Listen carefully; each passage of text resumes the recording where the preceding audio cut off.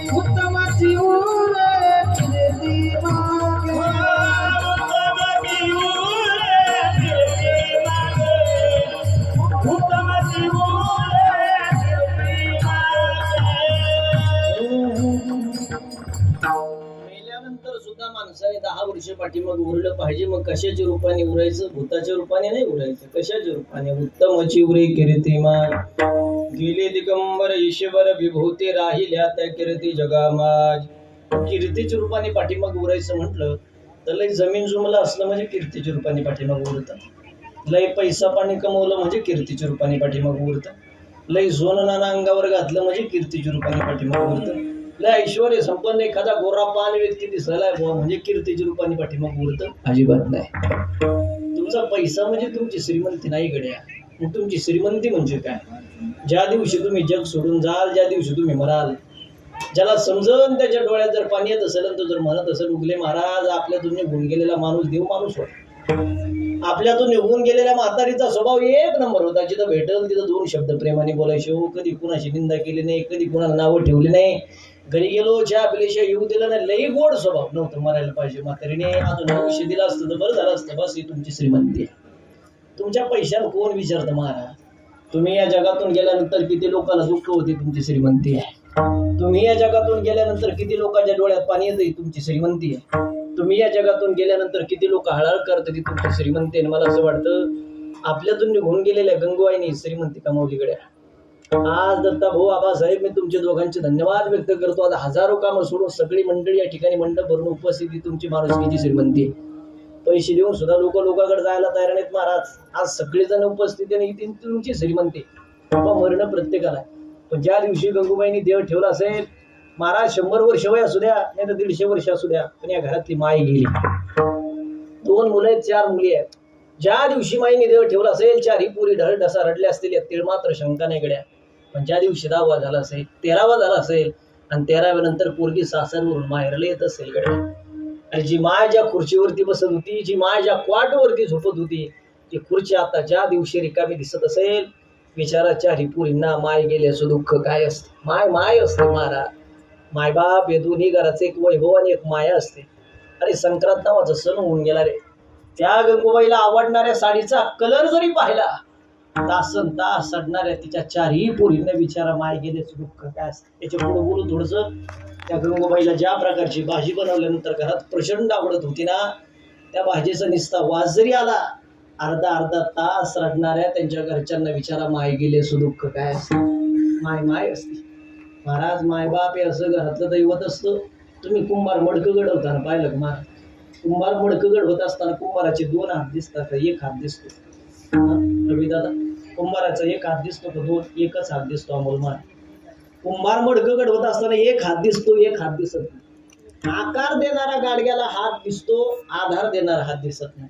आधाराचा हात म्हणजे घरातला बाप असतो, आकाराचा हात म्हणजे घरातली माय असते. गड्या मला असं वाटतं, आधाराचा हात आणि आकाराचा हात ज्या दिवशी घरातला निघून जातो, त्या दिवशी घराचं वैभव निघून जातो. इतका मोठा बंगला असू द्या, माय घरात असल्याशिवाय शोभा नाही मा. पण नियतीच्या पुढे कोणाला जाता येत नाही. कलियुगामध्ये 100 वर्षाचं आयुष्य भेटणं म्हणजे सोपी गोष्ट नाही. कलियुग आहे महाराज. आयुर्मान कमी कमी कमी कमी होत चाललंय. 100 वर्षाचं आयुष्य भेटलं त्यांना ना, आपल्यातून जावं लागलं. हे पण मरण प्रत्येकाला आहे, पण कुणालाच मोर वाटत नाही. मला माहिती आहे, कोणालाच मोर वाटत नाही. बसलेल्यापैकी कोणी आहे का संध्याकाळी जीव सोडून द्यावा वाटतं? हे कोणी कोणालाच मोर वाटत नाही मला. पण 2 मरण श्रेष्ठ सांगितलेकडे शास्त्राने. किती विद्वान कीर्तनकार तुमच्या गावात एवढे, किती पण विद्वाना, 2च मरण श्रेष्ठ आहे. आम्हाला कोणते 2 मरण श्रेष्ठ आहे? 1, देवाचं नाव घेता घेता मरावं. देवाचं नाव घेता घेता मरावं, नाही तर देशाचं रक्षण करता करता मरावं. बस 2च मरण. देवाचं नाव घेता घेता मरता आलं पाहिजे, नाही तर देशाचं रक्षण करता करता मरता आलं पाहिजे. नाही तर नाही मेलेलं बरं, म्हणजे त्या भानगडीत नाही पडलेलं. विनोद लवकर कळाल्याबद्दल धन्यवाद. शेवटच्या क्षणाला भगवंताचं नामस्मरण तुमच्या मुखात आलं. म्हणे अंती नाम आले ज्याच्या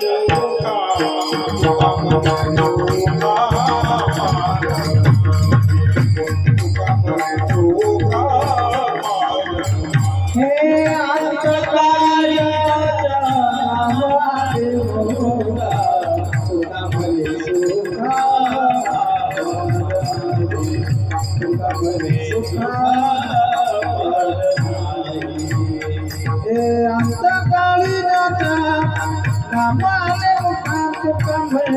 सुखा बरहाजी तुमरी सुखा बरहाजी हमारे मुखा सुखा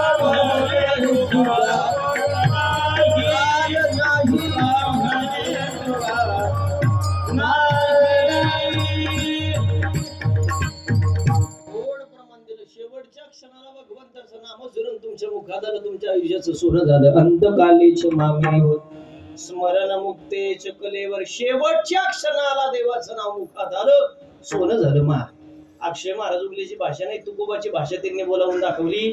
एवढ्या बाबतीत जुने लोक हुशार ठरले. जुन्या लोकांनी आपल्या लेकराचे नावं ठेवताना देवाचे नावं ठेवले. आता नवीन ट्रेंड निघाला नवरा बायकोच्या नावावरून नावं ठेवायची. अर्धा अक्षर याचं घेते तर अर्धा अक्षर तिचं घेते, त्याला जॉईन करून लेकराचे नावं ठेवते. तुम्हाला काय नाव ठेवायचं ते ठेवा, लोक नाव ठेवते ना नाव ठेवते. तुम्हाला वाक्य कळलं तर बरं. तुम्हाला लेकराचे काय नाव ठेवायचे ते ठेवा. कोपरना कोयना नातवाचं देवाचं नाव ठेवा. का बरं देवाचं नाव ठेवायचं?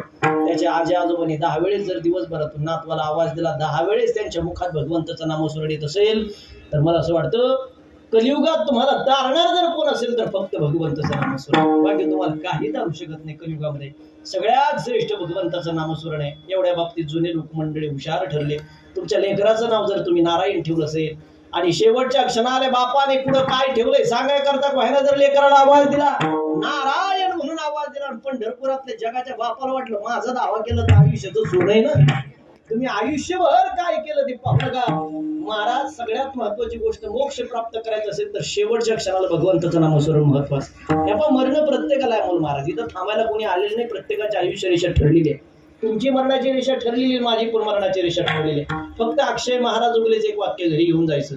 जोपर्यंत तुमची आयुष्य रेषा बळकट आहे तोपर्यंत तुम्हाला प्रयत्न करूनही मरता येत नसतं.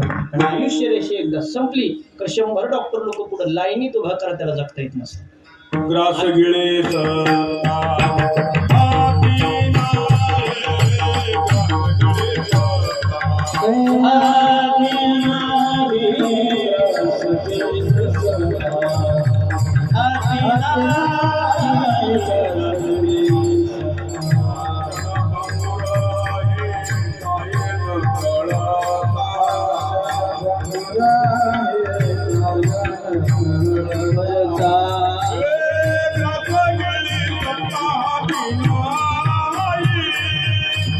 रास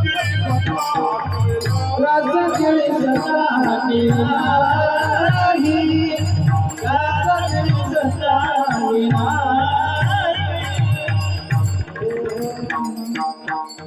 आपल्या हातात काही नाही. माझं सांगणे आयुष्य रेषा जोपर्यंत बळकटी तोपर्यंत जगून घे. आयुष्य रेषा जोपर्यंत बळकटी तोपर्यंत तुम्हाला प्रयत्न करू नाही मरता येत नाही. 4 रोगरच्या बाटल्या प्याला तरी माणूस मरत नाही. सांगते आयुष्य रेषा जोपर्यंत बळकटी धोकाने आयुष्य रेषा संपले की किती हुशार डॉक्टरला पुढे बकरा जगता येत नाही. 2 महिन्यापूर्वी 25 तारखेला माझे आमदार अरुण काका जगतापांचं श्राद्ध झालं. मी भैयांच्या समोर बोललो, काय कमी होतं महाराज, अरे आयुष्य हॉस्पिटलला घातलास तरी पैसा उरला असता. त्याच्या पुढे बोलू, राहुरी तालुक्याचे आमदार शिवाजीराव कर्डिले जगातून गेले. ज्या दिवशी घटना घडल्या आदल्या दिवशी मी बरोबर होतो. माझ्यावरती मानसपुत्र म्हणून नितांत प्रेम करणारं ते व्यक्तिमत्व होतं. दुसऱ्या दिवशी सकाळी 6 वाजता टीव्हीला बातमी आली. माझा विश्वास सुद्धा बसला नाही. मला फक्त विचारायचं एक कमी काय होतं तिथं. त्याच्या पुढे बोलू थोडं. रतन टाटा नावाचा माणूस जगातून गेला. काय कमी होतं महाराज रतन टाटा. अरे देशाचं कर्ज नील करायची ताकद होती देशाचं. त्याने जर आम्हाला सांगितलं असतं ना 5,000 कोटी रुपये देतो महिनाभर थांबू दे, काय जमलं नसतं. सेकंद भर थांबत नेम कुणासाठी. विनंती माझी, सकाळ झाली डोळे उघडले का देवाचे आभार माना. एकदा हात जोडा देवाला. देवाला सांगा दिवसभर हातानं चांगलं सत्कर्म घडू दे, कोणाचं वाईट घडू देऊ नको. देव म्हणत नाही लय मंदिरातून माझी पूजा करा लय भजन करा, अजिबात नाही. सगळ्यात जास्त प्राधान्य जर हिंदू धर्माने वारकरी संप्रदाय जर कशाला दिलं असेल तर तुमच्या कर्मरेषेला दिलं.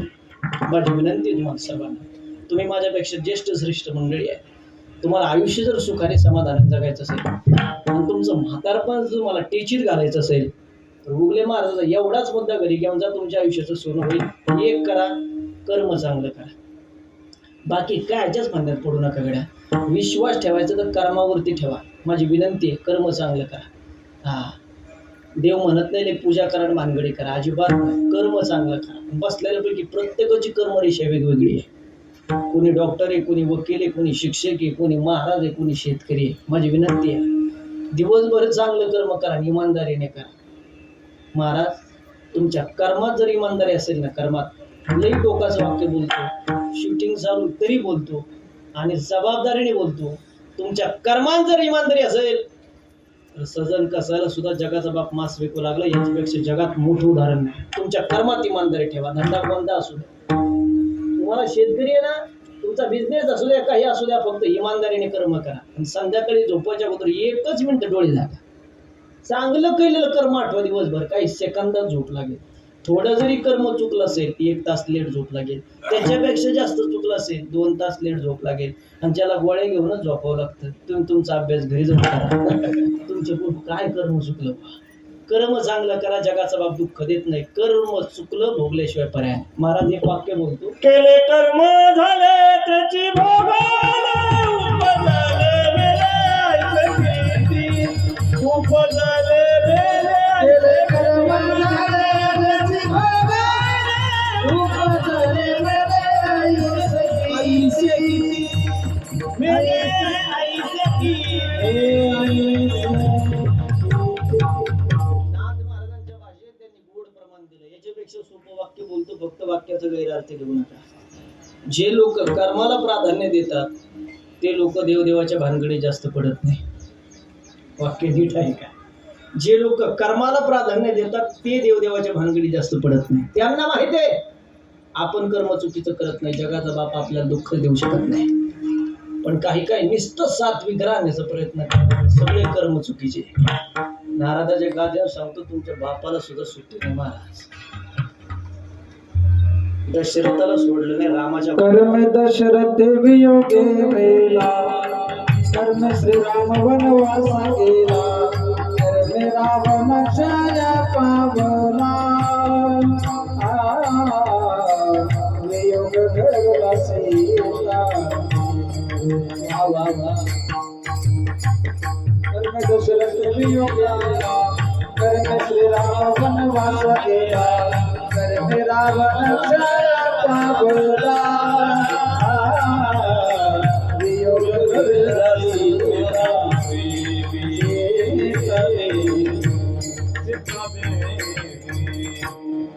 आमच्या देव उघडला अशा चालले असतात लय गोड म्हणले महाराज.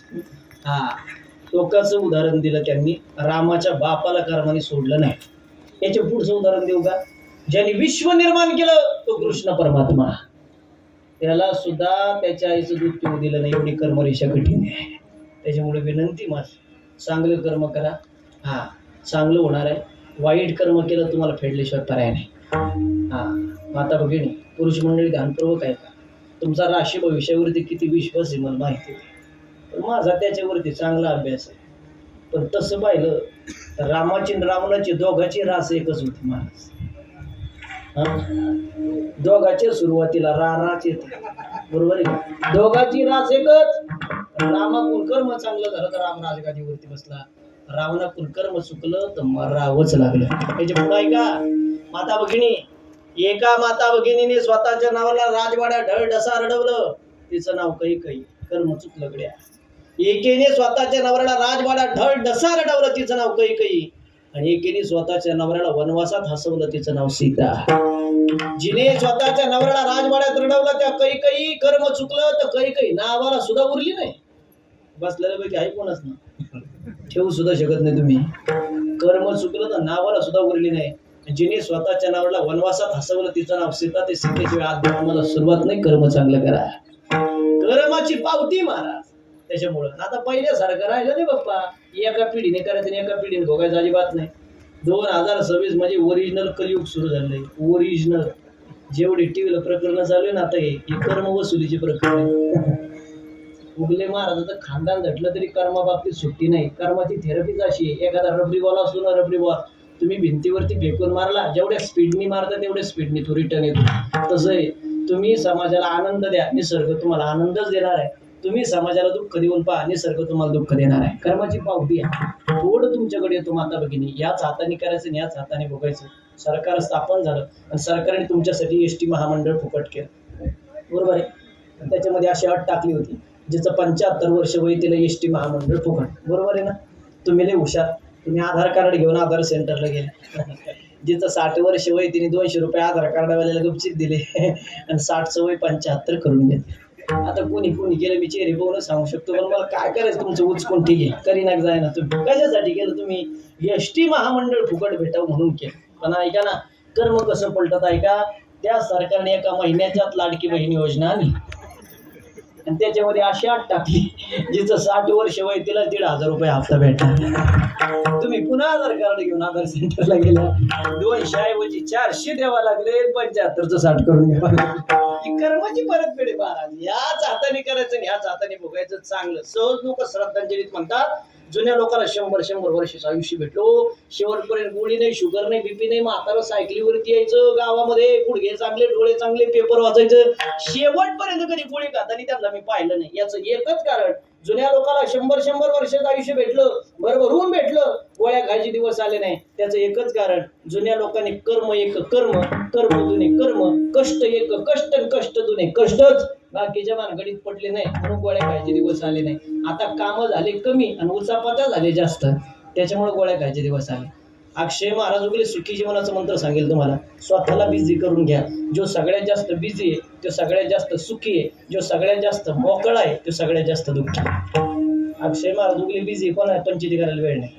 महाराज मोकळ्या लोकांना सुचत, याला कमेंट कर, त्याचं उलट कर, त्याचं पालत करी. मोकळ्या लोकांचे धंदे. स्वतःला बिझी करून घ्या. विनंती माझी, नाही काम धंदा तुम्हाला, भगवंताच्या नामस्मरणात बिझी करा. पण आयुष्य पुन्हा काल काय झालं विसरून जा. आजच्या क्षणाचा आनंद घ्या. भगवंताचे आभार माना. त्या भगवंताला प्रसन्न करण्यासाठी त्याचं नाम जप करा. पण काम करत असताना नाम जप करा. कामामध्ये काम काही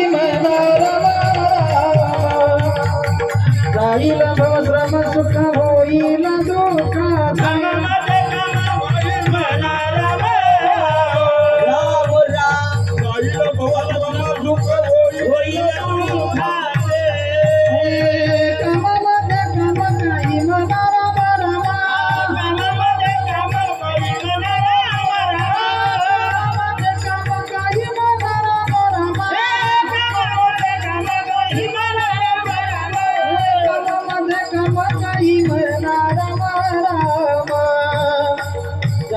भवश्रम सुख होईल दुःख.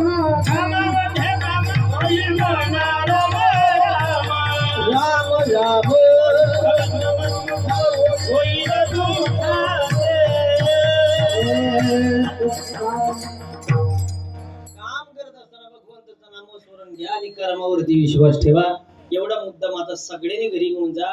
म्हातारीने कर्म चांगले केले, संतती चांगली जन्माला आली, आयुष्य पण भरभरून भेटलं. कष्टाचं फळ आहे महाराज आहे. दारासमोर बंगली उभा राहणं म्हणजे काय सोपी गोष्ट उभं आहे. काय अवस्था होती, किती कष्ट करून या लोकांनी किती कष्ट केले असतील त्याला काही माफ नाही. माझी विनंती तुम्हाला सगळ्याला, तुम्ही सगळे काळजाते कंपनी माझ्या समोर बसलेले ते गाव 70% तर मला असं वाटतं. पूर्वी तुमचे नाव सूर्यवंशी शिंदे नावाचे नाव, तुम्ही सगळा बदल करून घेतलं काय. तुम्ही जवळचे नातलं गे, तुम्ही पूर्वीचे नाव जरी बदलले असले तर माणसं त्याची महाराज तुमचे देवक वेगवेगळे. आल्यानंतर या सगळ्या गोष्टीच मी अभ्यास केला. माझ्या सासूरवाडीचं नाव सूर्यवंशी आहे. सध्या अधिक मास चालू आहे, सासूरवाडीचा जास्त विचार केला पाहिजे. धोंड्याचा महिना चालू आहे महाराज. त्याच्यामुळे ऐका, तुम्हाला सगळ्याला विनंती आहे. आल्यानंतर या विषयावरती माझी चर्चा झाली. सूर्यवंशी नाव आहे, ज्ञानेश्वरीत आलेलं नाव आहे. सूर्यवंशी हे प्रभू रामचंद्र साठ नाव आहे. हा महाराज, माझी विनंती तुम्हाला, तुम्ही सगळी हुशार स्रोत आहे. कर्म चांगलं करा, चुकू देऊ नका. जुन्या लोकांनी कर्म चांगलं केले. पण ज्या दिवशी मरायचं मग उगले महाराज, या मरणाच्या दारातून, या काळाच्या तावडीतून, यमाच्या दारातून वाचवणारं जगात कुणीच नाही का. दोन व्यक्ती आहे, थोडंसं ध्यान करून केलं नाही का. पहिल्या व्यक्तीचं नाव संत आहे, दुसऱ्या व्यक्तीचं नाव देव आहे. एका चक्रपाणी वाचोनिया, एका चक्रपाणी एका चक्रपाणी वाचनिया, एका चक्रपाणी वाचनिया.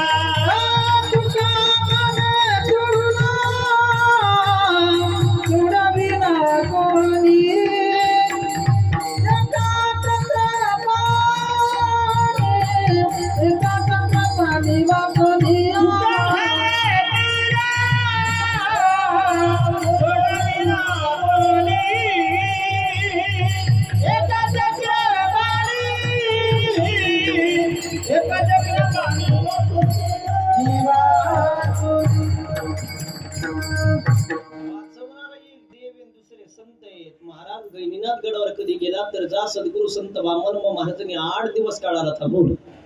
बरोबर भगवान बाबाच्या पुण्यतिथीनंतर 8व्या दिवशी सद्गुरु संत वामन महाराजांची पुण्यतिथी ही ताकद संत परंपरेची आहे. दुसरी व्यक्ती कोणती काळाच्या तावडीतून वाचवणारे त्यांनी सांगितलं, त्याचं नाव देव आहे. देव वाचवतो. 3 देवाला विसरायचं नाही. पहिली देवता ग्रामदेवता, दुसरी देवता कुलदेवता, तिसरी देवता पितृदेवता. ग्रामदेवतेचं विकू नको रे बाळा मला. ग्रामदेवतेचं दर्शन घेतल्याशिवाय कधी गावच्या बाहेर निघायचं नाही. तुमच्या मागे किती घाई असू द्या आणि किती पळपळ असू द्या, तुम्हाला पुन्हा गावात आणायचं की नाही ग्रामदेवतेच्या हातात आहे. मग ती शनी भगवंताची असू द्या, हनुमानजीची असू द्या, गणपती बाप्पाची असू द्या, साईनाथांची असू द्या, स्वामींची असू द्या, खंडेरायाची असू द्या, ग्रामदेवता श्रेष्ठ आहे. दुसरी देवता कुलदेवता आहे. कुलदेवतेचे 2 प्रकार आहे, खंडोबा एक देवी. बसलेल्यापैकी निम्या लोकांना माहित नाही आपला खंडोबा कोणता आहे. नुसतं जायचं म्हणून जाऊ नका. जेजुरी गडावरती मी कीर्तन करत असताना भगवान कृष्ण परमात्म्याचे एक उदाहरण दिलं होतं. कृष्ण परमात्म्याचा खंड कुलदैवत जर कोणतं असेल तर जेजुरीचा खंडेराय. कृष्ण परमात्माचं सांगतो, वर्षातून एकदा का होईना आपण आपल्या कुलदैवत दर्शनाला गेलं पाहिजे. आपण कधी जातो? लग्नानंतर जोडीन दर्शनाला. का जातो? सुख समाधान ऐश्वर संतती प्राप्त व्हावी म्हणून जातो. वर्षातून एकदा गेलं पाहिजे. नाही तुमच्याच्याने जाणं झालं, त्याच्या नावाने 5 माणसं वर्षातून एकदा जीव घाला. त्यांच्या आत्म्याचा आशीर्वाद घरा, सुख समाधान प्राप्त करून दे. कुलदैवता श्रेष्ठ आहे. तुम्ही सगळी संसारी माणसं आहेत ना, मी संसारी माणूस आहे. विनंती माझी, तुमच्या संसारामध्ये संकट येत असते, तुमच्या संसारामध्ये अपयश येत असेल, आणि तुमच्या संसारामध्ये जर कायम वादविवाद होत असतील, उगले महाराजच ऐका, घरी जा. आपल्या पूर्वजांना आपलं कुलदैवत खंडोबा आणि कुलदेवी कोणती एकदा विचारा. वर्षातून एकदा कुलदेवतेला जात चला. लाखातलं एक वाक्य बोलतो, छत्रपती शिवाजी महाराजांनी सुद्धा कुलदेवीचे तरवार घेतल्यानंतर स्वराज्य स्थापन झालं, विसरता कामा नाही. कुलदेवता आपल्यासाठी प्रचंड महत्वाची, पण प्रत्येक गावात 2-4 अक्कलकोट माणसं असतात. प्रत्येक गावात हे म्हणजे आमच्या गावात खंडोबाचं मंदिर, जेजुरीला जायची गरज काय. कान उघडे करून ऐका. हजारो माऊली ज्ञानोबाचे मंदिर महाराष्ट्रात झाले म्हणजे आळंदीचे सर येणार आहे. आळंदी आहे. हजारो शनिदेवाची मंदिरं झाली म्हणजे आमचं शनी शिंगणापूर होणार आहे काय. शनी शिंगणापूर आहे. जिथं देवाने वास्तव्य केलं ती भूमी वेगळी आहे. तुमच्या गावात खंडोबाचं मंदिर असेल, मग त्याच्या शेजारून थोडी करा नदी वाहते. करा नदी फक्त जेजुरी द्या. उगम कशामुळे करा नदीचा? भगवान ब्रह्मदेवाच्या कमंडलू मधून उगम आहे. नाव पडलं करा. वर्षातून एकदा कुलदेवतेला जात चला. आणि तिसरी देवता ही पितृदेवता आहे. आजची ही पूजा आहे ना, ही पितृदेवतेची आहे. ठरवलं असतं दोन्ही मुलांनी. आईचं वय 100 पर्यंत गेलं होतं. कशाला पिंडदान करायचं, कशाला ब्राह्मण देवा बोलायचे, कशाला पूजा करायची, कशाला उगले महाराज बोलायचे, कायला कीर्तन ठेवायचं, नाही लोक जेव घालायचे. काय झालं असतं, काय झालं काय असतं, लोक सहज बोलतात. उगले महाराज इथं केले कुठं वरती पोचतं, काम होतं का, तमकं होतं का. त्यांना असं वाटतं 2 पुस्तकं वाचली म्हणून आपल्याला लय अक्कल आली, असे लोक लय भेटतात. कोण म्हणतं वरती पोचत नाही. आता समजा माझ्यावरती नितांत प्रेम करणारे आमच्या बाबांनी मला संपर्क केला, उगले महाराज माझ्या घरातला कार्यक्रम आहे, काही करा, 4 तारखेला 10 वाजेपर्यंत तुम्हाला यावं लागेल. माझ्यापर्यंत आलेला फोनवरून आवाज बसलेल्या पैकी कोणाला दिसला होता तुम्हाला? नाही. मी इथं पोहोचलो नाही. तसंच आहे, तुमच्या आईवडिलाच्या नावाने तुम्ही जे क्रियाक्रम करता ते कोणत्या पद्धतीने वरती पोहोचतं. माता भगिनी, एका वेळेस देव लय बरा, पण देवापेक्षा खतरनाक आपले पित्र आहेत. जवळ आलेला घास तोंडात पण जाऊन देत नाही, मरून पण देत नाही. 4 दोष सांगितले शास्त्राने. लिसन टू केअरफुली, थोडं लक्षपूर्वक कीर्तन ऐका. पहिला दोष सांगितला वास्तू महात्म्य वास्तू दोष, दुसरा दोष सांगितला अन्न महात्म्य अन्न दोष, तिसरा दोष सांगितला संघ महात्म्य संघ दोष, आणि चौथा दोष सांगितला पितृ महात्म्य पितृदोष. त्याच्यातला सगळ्यात खतरनाक जर कोणता असेल तर पितृदोष. किती खतरनाक, महाराष्ट्रातली 75% जनता त्रस्त पितृदोषामुळे, 75%. आणि सगळ्या ज्यादा पैशावाले. फक्त ते समोर प्रश्न विचारित नाही आपल्याला, नंतर फोनवरती विचारल्याशिवाय राहत नाही. होतो कशामुळे पितृदोष ऐका आता ध्यान करून. तुम्ही रोज देवाची पूजा करता का माता भगिनी? करता देवाची पूजा? आजारी आहेत का तुम्ही? मी घरी जाऊ का? बोला ना, बोला. करता देवाची पूजा? हा, देवाची पूजा एकदा चुकली, 2दा चुकली, 3दा चुकली, 5 वेळेस चुकली, देव माफ करतो. 2 विधी जर आयुष्यात चुकल्या तर 3 पिढ्याला भोगावं लागतं. त्याच्यातला पहिला विधी, घरातून माणूस निघून गेल्यानंतर दशक्रियेचं पिंडदान कधी चुकू द्यायचं नाही. आणि दुसरा विधी, ब्रह्मश्राद्ध म्हणजे वर्ष श्राद्धाचं पिंडदान कधी चुकू द्यायचं नाही. तुम्हाला पाया पडून माझी विनंती. 2 विधी ही चुकल्या 3 पिढ्याला भोगावे लागतात. आपल्या लेकराची कधीतरी जन्मकुंडली उचका. 17 प्रकारच्या शांत्या शास्त्राने सांगितल्या, 9 प्रकारच्या स्पष्ट दिसतात, 10वी दिसत नाही. लेकराची जन्मकुंडली उचकल्यानंतर पहिला दोष निघत त्रिपिंडी दोष, दुसरा तिसरा कोणता आहे? घरातून माणूस निघून गेल्यानंतर दशक्रियेचं ब्रह्मश्राद्धाचं पिंडदान जर तुमच्याकडून चुकलं, हे तुमच्या लेकराला नाही तर नातवाला भोगा म्हणजे भोगावं लागतं. त्रिपिंडी दोष घालण्याचे 2 उपाय शास्त्राने सांगितले. पहिला उपाय, जो श्रीमंत माणूस ज्याच्याकडे पैसा, ज्याच्याकडे प्रॉपर्टी, ज्याच्याकडे संपत्ती, त्याला 2.5 तासाची पूजा त्रिवेणी संगमावर सांगितली. आणि जो गरीब माणूस आहे, दिवसभर कष्ट करतो, संध्याकाळी त्याची भाकर खातो, त्याला घरगुती उपाय सांगितला. उपाय ऐका, भाताचा पिंड तयार करायचा, त्याच्यावरती दही टाकायचं, घराच्या पूर्व दिशेच्या कोपऱ्यावरती भाताचा पिंड ठेवून द्यायचा. 11 वाजून 32 मिनिटापासून 12 वाजेपर्यंत पूर्व दिशेकडून जर काक स्पर्श झाला तर त्रिपिंडी दोषातून मुक्तता शास्त्र तुम्हाला आम्हाला शिकवते. कधी वाचलं, कधी अभ्यासलं? ज्ञानेश्वरी सारखा ग्रंथ नुसता बांधून ठेवू नका, तुकोबाचा गाथा नुसता बांधून ठेवू नका. जीवन जगत असं एक वाक्य आहे का, देवाला काही मागू नका. देव फुकटात कोणाला काही देत नाही. आणि देवाला जर फुकट द्यायचं असतं ते प्रमाण नको होतं. पहाते पांडव अखंड वनवासी, जगाचा भाग कृष्ण परमात्मा 24 तास पांडवा समेत राहिला. त्यांना काही दिलं नाही, तुम्हाला आम्हाला देव द्यायला येणार आहे? देव देत नाही या मताचं मी अजिबात नाही. आमच्या संताचं प्रमाण आहे, देव देतो कधी, गेसे तेव्हा देसे, देव घेतल्याशिवाय देत नाही. जगद्गुरु तुकोबाला साधकांनी प्रश्न केला, तुम्ही सांगता देवाला मागू नका, यश कीर्ती संतती संपत्ती आम्हाला प्राप्त करायची, आम्ही मागायचं कोणाला? तुकोबाने अभंग सांगावा, तुला यश कीर्ती संतती संपत्ती जर प्राप्त करायची असेल, तुका म्हणे पितृ आशीर्वाद देती, कल्याणा इच्छिती तया गुणा, पित्रांचा आशीर्वाद सर्वश्रेष्ठ आहे. काय पुरावा? तुमच्या घरातलं उदाहरण देतो. चला, पाठीमागे आवाज येतोय का? पाठीमागे आवाज येतोय का? येतोय ना? तिकडे आवाज जात नाही का? तर वाढवलं तर शिट्टी वाजली जाईल. त्यांना मला पुढे येऊन बसा. आचार्यांना ऐकायचं कीर्तन, त्यांच्या नादात गोड व्हायचा, गोड चालू आहे. त्याच्यामुळे माझी विनंती, मला वाटलं पाठीमागच्या येत नाही, इथं वाढवायला गेलं तर शिट्टी वाजेल. त्याच्यामुळे थोडंसं सहकार्य करा. वाढवायला मला काय वाटणार नाही, पण त्याचा रिफ्लेक्ट मला जास्त येतो. माझी विनंती आहे तुम्हाला सर्वांना, लक्षपूर्वक आहे.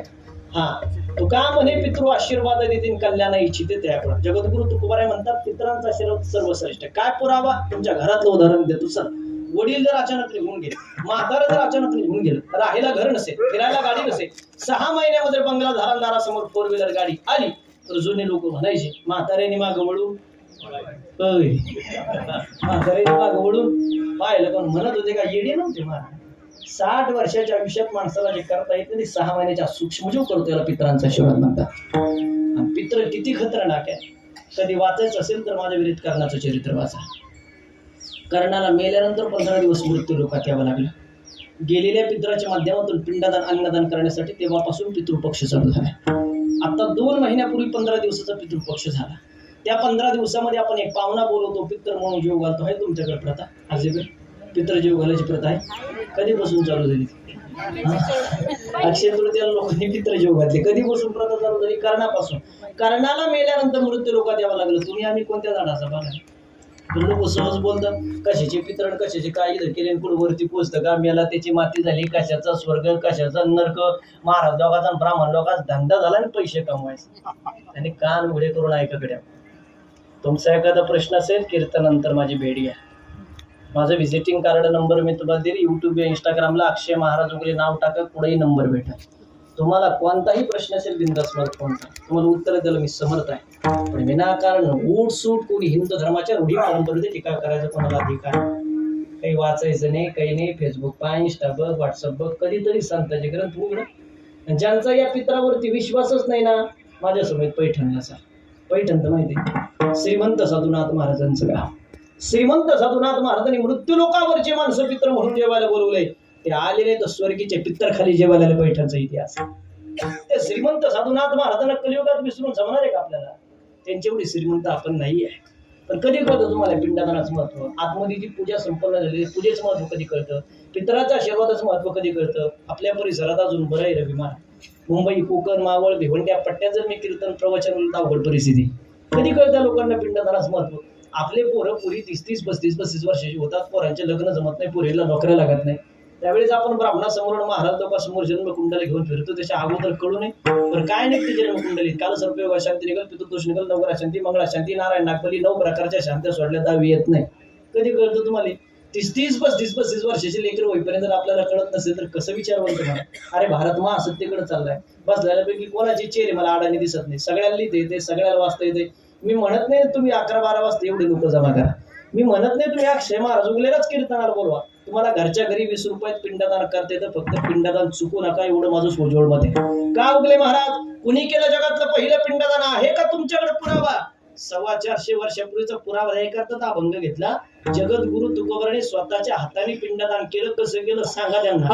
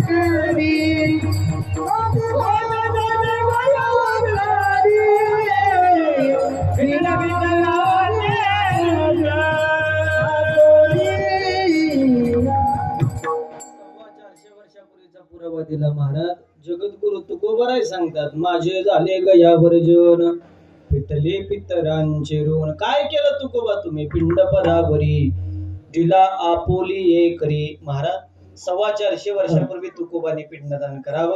माझ्या व्यतिरिक्त आळे पाट्याचे शेजारी जिथं माऊली ज्ञानोबांनी 750 वर्षापूर्वी एका रेड्याला समाधी दिली, तिथं जा. 750 वर्षापूर्वी ज्ञानोबाने रेड्याचं पिंडदान करावं. 450 वर्षापूर्वी जगद्गुरु तुकोबराने 8व्या पिढीपासून पिंडदान करावं. उगले महाराज नाही केलं, आम्ही आईचा दावा नाही, आम्ही पिंडदान केलं नाही, आम्ही श्राद्ध कर्म केलं नाही, आम्ही पितृजेव घातले. काय परिणाम? माझी भाषा सांगू का तुकोबाची भाषा सांगतो. तुकोब म्हणतात, तुमच्याकडून जर हे घडलं नाही, आहा कटा त्याचे करीती पितर. पुन्हा एकदा प्रमाण ऐका माता भगिनी, आहा कटा त्याचे करीती पितर, वंशी दुराचारी पुत्र झाला. तुकोबा म्हणतात, तुमच्याकडून जर हे घडलं नाही तर कालांतराने त्या घराण्यामध्ये जसं पोरग जन्माला येतं. लोक म्हणतात आजीने किती कमवलं, अरे बापाने किती इज्जत कमवली, पोराने खानदान संपून टाकलं. समजून घ्यायचं पितृकोप. आणि पितृदोषाने चांगले घराणे उलटे पालटे झाले. 1000 उदाहरण आहेत महाराज माझ्याकडे. तुमच्या कर्जत तालुक्यातले 38-40 उदाहरणं पैशावाल्याची मी नावानिशी देऊ शकतो. फक्त माझ्या विचारांना ती पटत नाही. माझ्या व्यतिरिक्त उद्या परवा नाशिक त्र्यंबकेश्वरला जा, निवांत जा. 50-50 हजार रुपये पूजेला देऊन नारायण नागबली करणार लोक मी समोर दाखवतो तुम्हाला. समोर कधी कळते तुम्हाला? चमत्काराशिवाय लोक नमस्कार घालत नाही. नगरच्या पुढं पाईपलाईन रोडला आबा एक 10व्या निमित्ताने माझं प्रवचन झालं. एका राजकीय व्यक्तिमत्वाने माझं व्हिजिटिंग कार्ड घेतलं आणि 2-4 दिवसांनी फोन केला. लोक कार्यक्रमानंतर कोणी नंबर कार्ड घेतं, कोणी युट्यूब इंस्टाग्रामवरून घेतं. एखादा प्रश्न असेल तर विचारतात. तुमचा अधिकार आहे, तुमचा हक्क आहे, तुम्ही 100% विचार. त्याने मला 2-4 दिवसांनी फोन केला. उगले महाराज बोलतात. म्हणलं उगले महाराज बोलतात, आमच्या मुलीची जन्मकुंडली मध्ये 37 वर्ष पुरीचं वय, 1.5 लाख रुपये महिना, अजून लग्न नाही झालं. काय करायचं त्या पैशाचं? किती उदाहरण येतं तुमच्या घरी सगळ्या त्या पोरांचे मी तुम्हाला. मग एखाद्याच्या घरी गेलो, लोक सांगतात 1 मिनिट रस्त्यावरती गेला, अपघात झाला, जागेवरती जावं लागलं. मी जिथं राहतो पारनेर तालुका सुप्याची शेजारी गटेवाडी म्हणून गावी 2 महिन्यात एका घरातले 6 ऍक्सिडेंट झाले.